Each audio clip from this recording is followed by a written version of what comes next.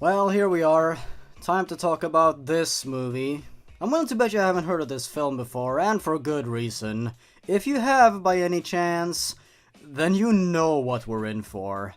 There are some interesting things about this film and the way it was made that I will reveal over the course of this review, but let's back up for a minute. Let's introduce this thing.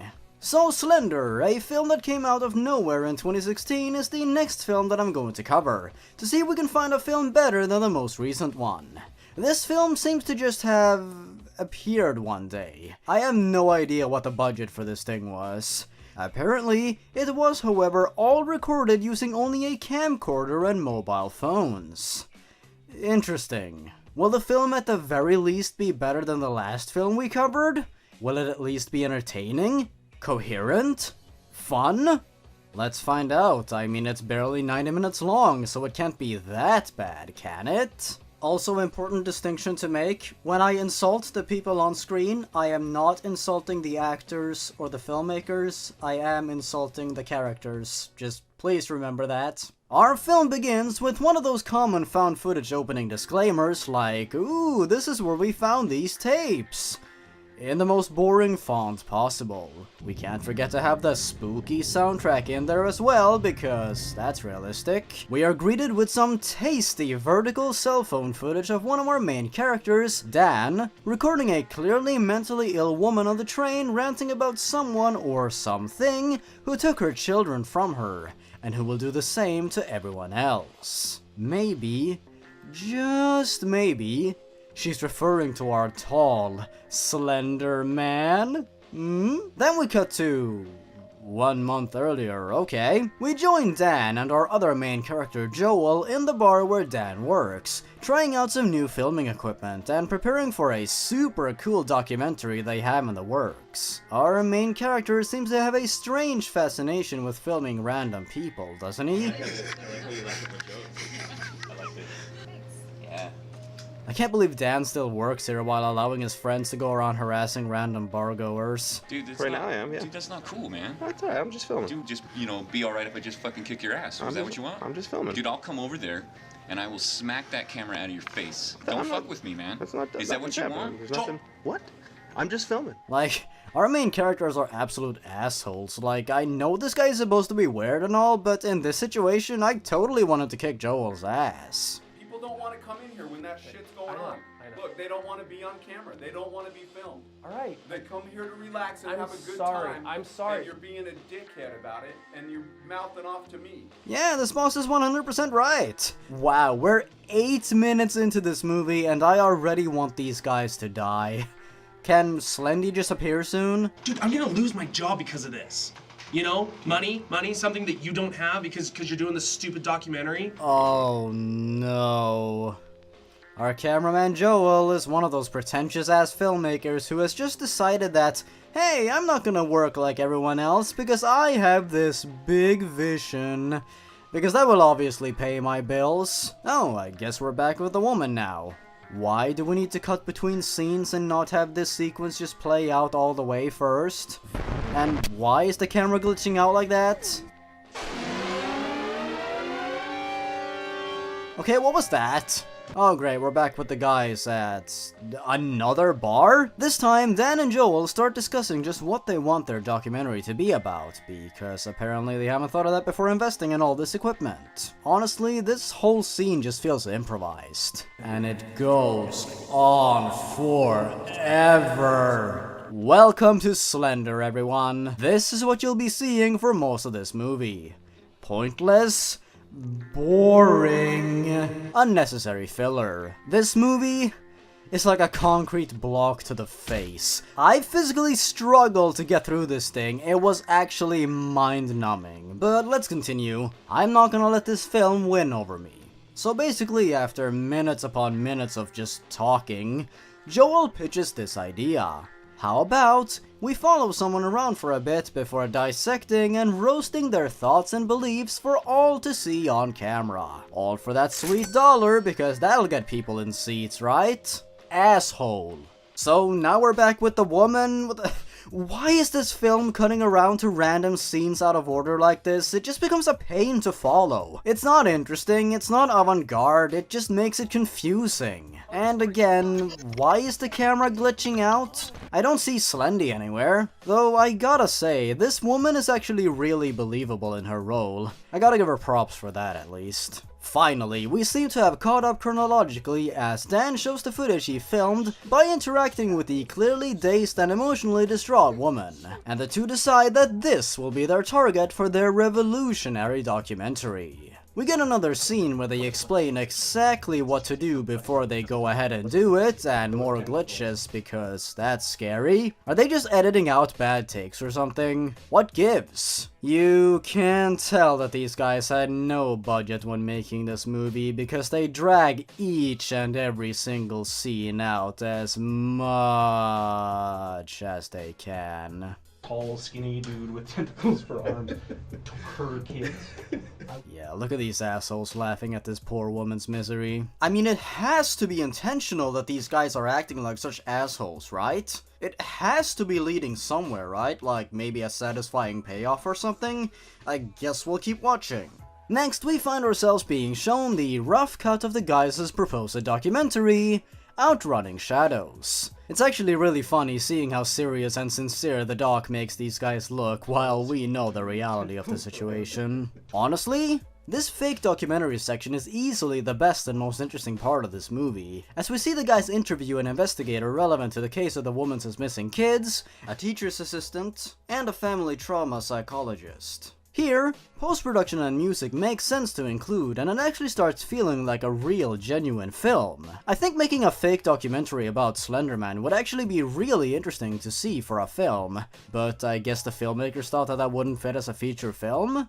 Maybe it was just too much work. It is a shame because this part actually feels really believable. For example, the trauma psychologist suggests that Millie, the mother, may have just made the story of this tall monster stealing her children up to cope with their disappearance, and that parents usually leave their children's rooms completely untouched just in case they return. And we find out from their old teacher that the kids just seem to have up and vanished one day. Millie obviously went really bad after her kids disappeared, and we find out just how people around her reacted to that.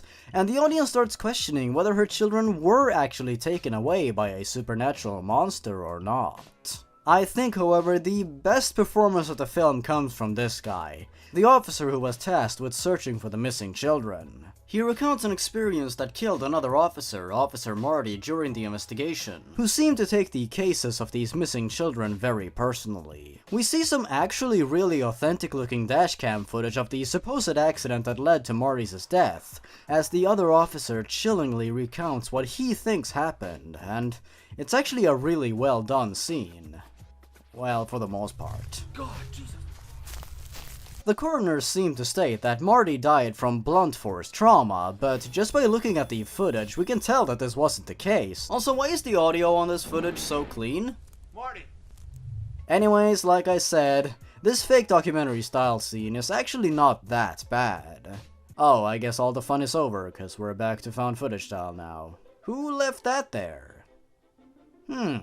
Did the officer leave this? Is this some kind of conspiracy? Are they trying to cover this up or what? Next up, we find our favorite characters at the house of Millie getting ready to interview her as well. Of course, we couldn't just cut to that immediately, no, we have to see them setting everything up, getting ready, chatting about pointless garbage, and what's up with this editing?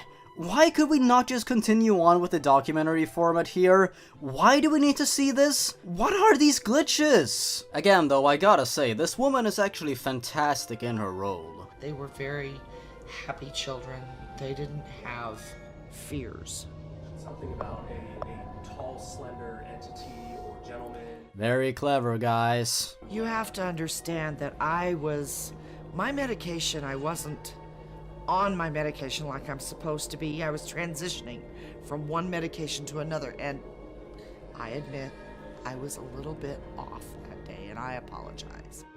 That actually sounds quite reasonable, to be honest. Have the guys reached a dead end? Hopefully, because goddamn are they unprofessional. Something is not adding up in this story.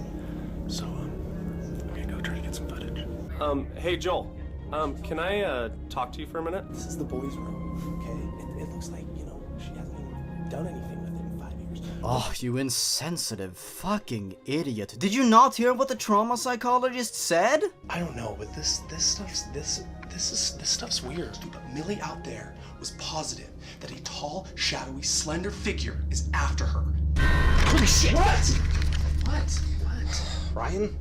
Wow. That was the worst, most pathetic, fucking terrible jump scare that I have ever seen. I am so done with this movie, I swear. How much is... What? We're only halfway through? I'm physically struggling with this film. I am not joking. At least in the other film when a jump scare occurred, Slender Man was actually there. What?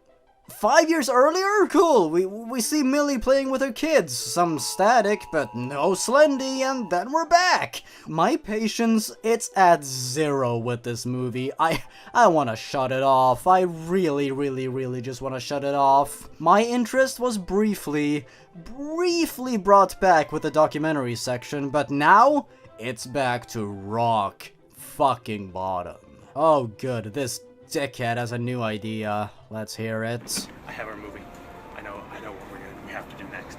Because that was boring as shit. Skype call, just like in the other movie. I gave everyone a little bit of research on this Slender character. Very clever. Turns out our precious filmmakers are researching some possible leads on who this spooky child kidnapper demon could be, and go through their findings with each other and... The best thing I found, I'll be honest with you, is this game. I've been playing it, I don't know, for like the last half hour. No, they're not. You walk through the woods with like a flashlight, looking for paper. I don't know. Oh, they're actually doing this. They're actually referencing the game, because this is definitely a Slender Man movie, right, guys? Holy mother of... This is so boring! It's so monotonous! Fuck these audio glitches, they're so annoying! This movie is truly testing my patience. This is the worst. Ooh, her door open. What's going on? Fuck you! Fuck you, you piece of shit movie! No, he was like right. Yeah, they're laughing in our faces! Even they can't believe we made it this far into this thing. I need you to actually make a costume that Ryan can fit into. Oh, okay, so our douchebag director wants them to make a suit for Ryan, this guy here. What for? We need him to be in costume, and Dan, I need you to find the boys' school and get us permission to film there. Why is Ryan getting in costume? What does that have to do with our documentary? Because we are going to scare the shit out of Millie. Wait, are you being serious right now? Deadly serious. This guy, this fucking guy has got to be one of the most insufferable, terrible main characters that I have ever come across in any movie ever. Yeah, let's just exploit the fears and the awful tragedy of this poor innocent woman and possibly traumatize her even further. That is just so insensitive, so gross, and so indefensible that I can do nothing else but genuinely hate each and every single one of these characters. There's no coming back from this. I gotta give the movie this. I absolutely loathe these guys. Now the real question is this intentional? Are we supposed to hate these guys this much? So the next scene is... What? Why do we need to see them get the suit ready? Who cares? Just get the fuck on with it! Fuck this movie! But in all honesty, like, what do you think about this idea? You've alluded that you felt a little awkward about this, I do. I feel bad. Like, her kid is missing. I've tried bringing it up to Joel, but he's not like... Joel doesn't want to hear anything. You know your brother. Like, Yeah. he gets his mind set on something, and He is... that's it. Yeah, that is some real shitty reasoning there. You already had your documentary ready. Why are you doing this to this poor woman? Well, I need to be honest right now, okay? And Jillian and I were just talking about this, but I want to ask your opinion, Ryan. All right, we're having our doubts about if we should be scaring this nice woman. Really? Yeah, don't scare her then! If you do this, no one else will ever want to hire you, you idiots! She's on meds. If she turns around and she sees us standing there... Wait, did they cut out him saying Slender Man? Is that why it glitched out there? I bet the actor messed up for a moment there by mentioning him by name. You guys will understand why in a moment. Let's just get through this movie first. So the next... Wait, the last one took place in April, and this one takes place in October. They've had from April to October to think through this plan, and they're still gonna go through with it? God damn, these guys are thick. What's that? What's outside? Oh no, is that Slendy? Finally? 53 minutes into this movie? Ooh, the power goes out and...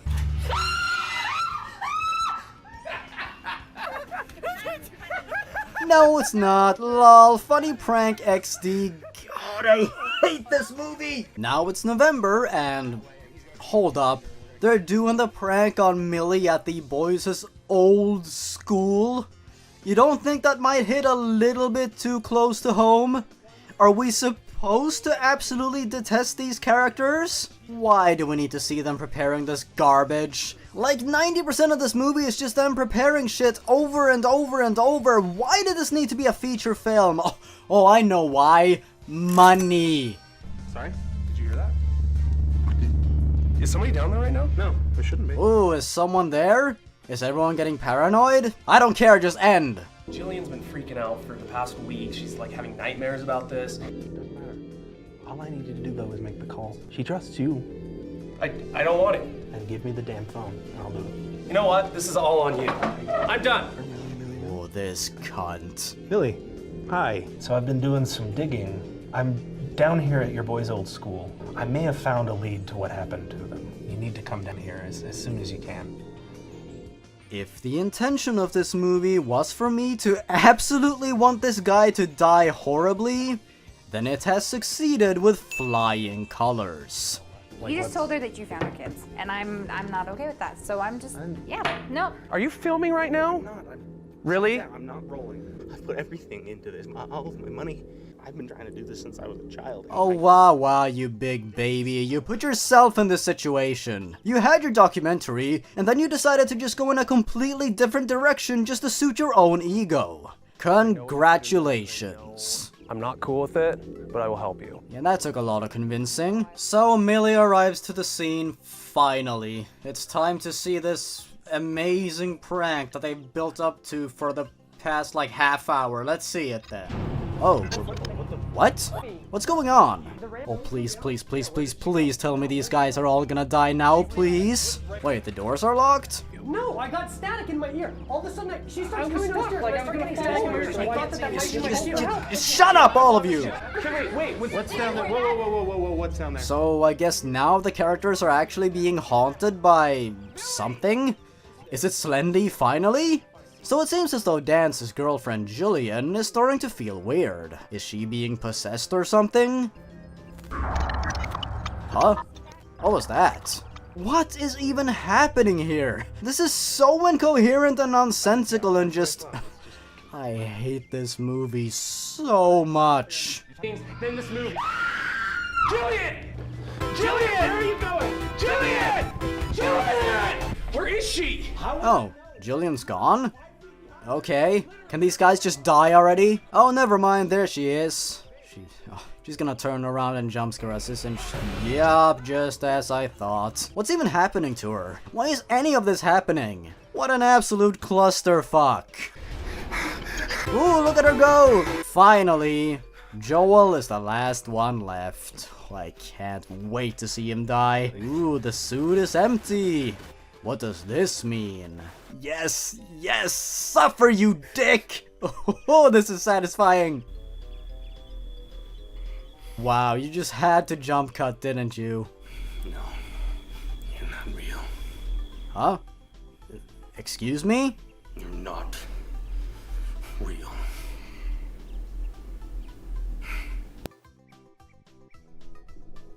What?